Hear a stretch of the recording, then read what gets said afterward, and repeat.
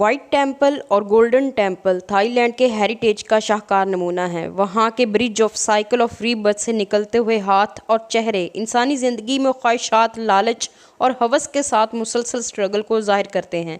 یہ زلزلے میں تباہ ہونے کے بعد ایک آرٹسٹ نے اپنے پیسوں سے دوبارہ کھڑا کیا۔ اس میں مختلف قسم کے اسٹیچو بنائے گئے اور وائٹ بلڈنگ بدھ مذہب سے منسلک ہے۔ اس کے اندر موجود گولڈن بلڈنگ ہندوؤں کا مندر ہے۔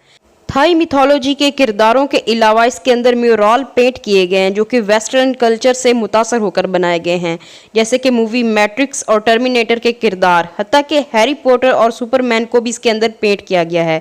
یہاں سیاحوں کو جا کر ایسا محسوس ہوتا ہے جیسے وہ کسی اور سیارے پر پہنچ گئے ہیں۔ سفید اور سنہری بلڈنگ پر ہوا شیشوں کا کام، تھائی لینڈ میتھولوجی سے متاثر آدھے انسان اور غیر انسانی مخلوق کے اسٹیچو اور پاپ کلچر سے متاثر میورال اس کو انوکھی خوبصورتی عطا کرتے ہیں۔ اگر تھائی لینڈ میں آپ کا جانا ہو تو رائے پروونس میں اس خوبصورت بلڈنگ کو دیکھنے ضرور جائیں۔ چینل کو سبسکرائب کریں اور بیل آئیکن دبا دیں۔